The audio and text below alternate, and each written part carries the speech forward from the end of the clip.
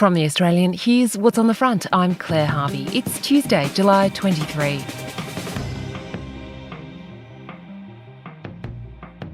Tens of millions of dollars in political donations are rolling in for Kamala Harris, the Democrats' likely candidate to take on Donald Trump in the 2024 presidential race.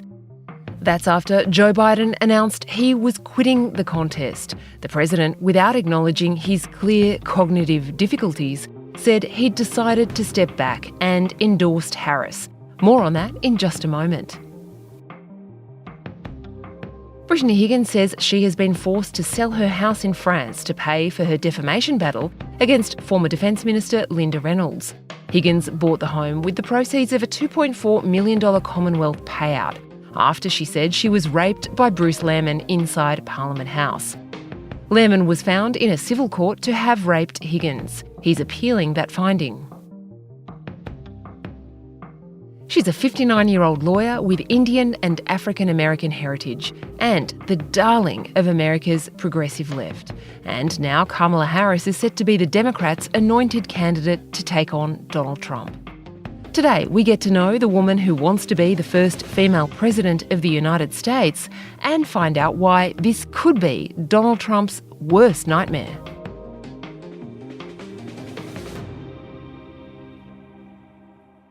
Before we start, this episode contains some adult language. Soon after the first presidential debate, Donald Trump heads to a golf course to play a few rounds with his youngest son, Barron. During the outing, the former president strikes up a conversation with a group of fellow golfers. Someone in the small gathered crowd whips out their phone and surreptitiously films the encounter. In the video, Donald Trump is sitting in his golf cart with Barron sitting next to him. That old broken down pile of crap. Yeah, it's a bad guy. He just quit, he's quitting the race. Is that right? Yep, I got him out of the race. The person he's referring to as a broken down pile of crap is President Joe Biden. And that means we have Kamala. She's so bad. She's so pathetic. It's so amazing. It's just so fucking bad, so I just can't imagine. But can you imagine? Donald Trump, always the showman, tells the crowd to keep knocking them out and then drives off. Listening to this interaction, you might think that Biden dropping out of the presidential race is nothing but good news for the Trump campaign. But is that actually the case? No, it's a terrible day for Donald Trump. That's Cameron Stewart, the Australian's chief international correspondent. I was at the Republican convention in Milwaukee last week. Honestly, I spoke to dozens and dozens of Republicans. I did not meet one that did not want to face Biden. They all wanted to face Joe Biden because they just believed Trump would beat Biden. And I think Trump believes he would beat Biden. The poll suggests he would beat Biden. No one knows with Kamala Harris. Cam is in Washington, D.C., covering the chaotic lead-up to the election. We're still months away from Americans heading to the polls in November, but already there's been an assassination attempt, and now the incumbent president has announced he's stepping down.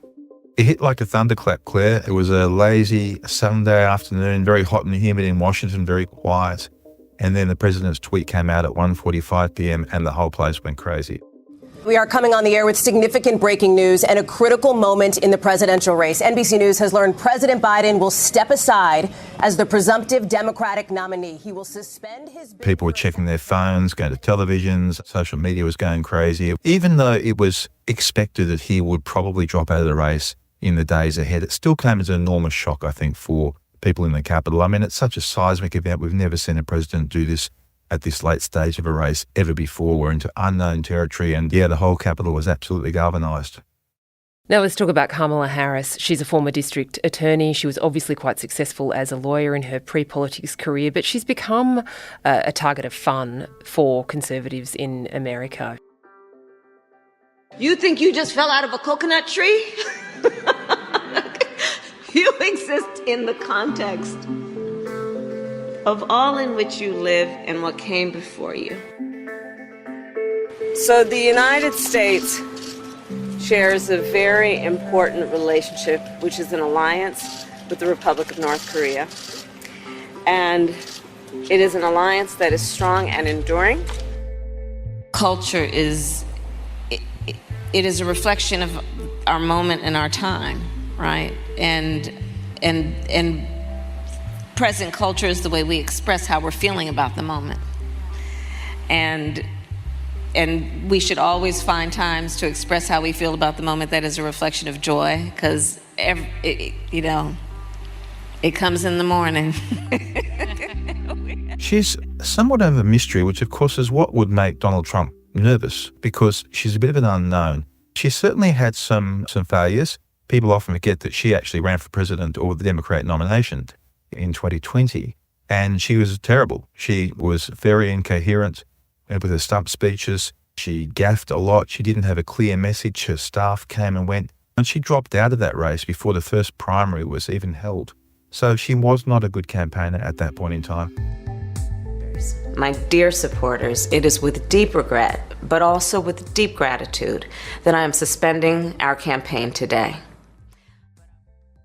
And then as vice president, certainly in the first half of her vice presidency, Biden did a very unfair thing, I think, and gave her some responsibility for the southern border. And then, of course, he loosened the policies. And so it's been the biggest disaster for the Biden administration. And, of course, she then became known in the Republicans' eyes as the border czar. So she's taken a lot of flack for that, and they will absolutely milk that during the campaign. However, in 2022, things turned around a bit for Harris. The Roe versus Wade decision and the Republicans' overreach on abortion has been a real problem for them. And she's been a very articulate advocate, if you like, for pro-choice abortion around the country and for spotlighting the overreach for Republicans on the issues.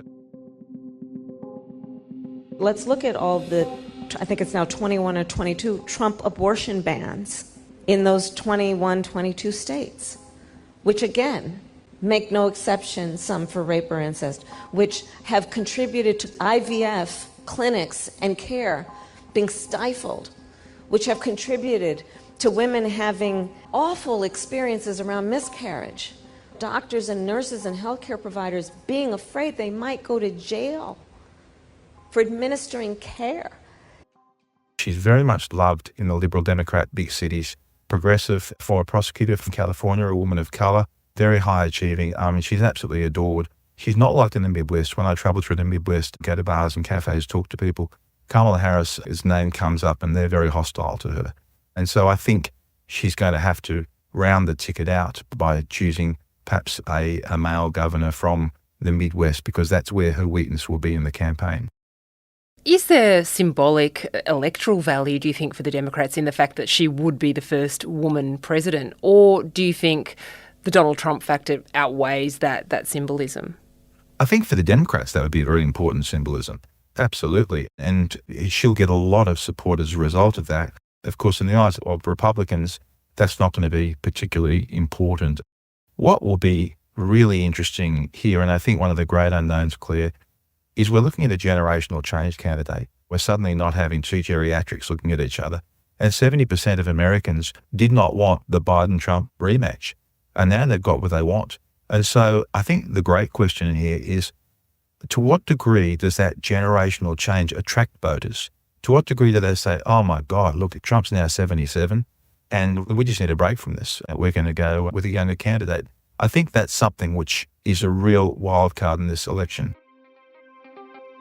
Biden's eventual decision to step down took an excruciatingly long time. It's been nearly a month since the presidential debate where his cognitive difficulties became painfully apparent. And since then, it's been a string of Democrats publicly asking him to step down, or just leaking to journalists that he was toast. Then Biden got COVID, and footage emerged of him walking gingerly up the steps of Air Force One. It looked like he might not make it. I mean, there's a lot of fault to be shared here, but it ultimately ends with the president himself, Joe Biden. I mean, he really had no sense of his cognitive decline at all. And that's why he held on so stubbornly. But also his family didn't tell him.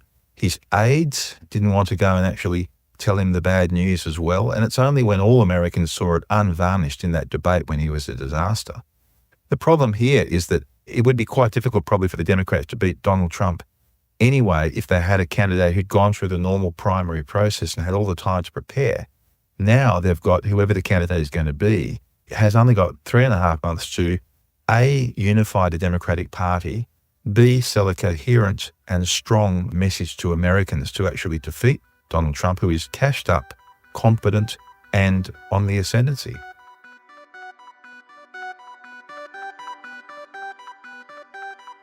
Harris's potential rivals have, one by one, locked in behind her. Pete Buttigieg, the Transport Secretary, and Governor Gavin Newsom were first. So Cam, what do you think about that decision? Is she the right person, or should the Democrats have put this up as an open contest? I think they should have had an open contest, a quick open contest, but encouraged all candidates to come in if they want to. But look, there's a strong strain in the party, Claire, that really thinks that any division at this late stage is doom for the Democrats. They want to present the most unified face they possibly can, even though it's been utterly dysfunctional and chaotic up to now. Coming up, given Joe Biden's problems, can he really run the world until January? This news broke before most of us were awake, but the Australian subscribers were the first to know. Join us at theaustralian.com.au and we'll be back after the break.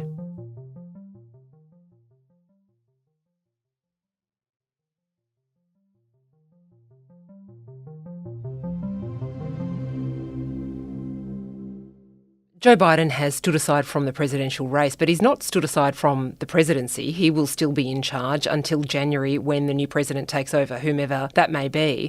He's now the lamest of all lame ducks, and he obviously has some serious cognitive decline. What do you feel about America's fate underneath someone with such serious questions about his judgment and ability? I don't think it's going to be a problem in the next 6 months. I mean, I think the real problem with Joe Biden was, for God, he's not going to last 4 more years. That was the issue. He was looking ahead. I mean, he'll be fine for 6 months. He's got his team around him. He's not incompetent. He's certainly getting much older. But I think people just thought it was not possible for him to last 4 more years. And I know the Republicans, some Republicans are saying he should step down now if he can't continue on. I don't think that's correct. And Joe Biden wouldn't do that because I think he sees it as a massive indignity for him to have had to give up the candidacy for the president.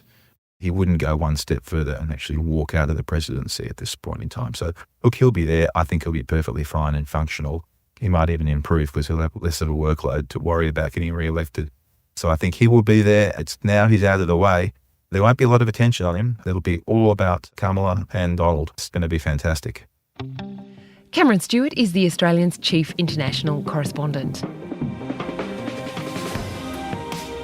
Radioactive waste will be stored in South Australia after authorities granted the Australian Submarine Agency a licence to manage the byproducts produced while making Australia's new fleet of nuclear-powered submarines. That story and all the nation's best news, business, sport and politics is live right now at theaustralian.com.au.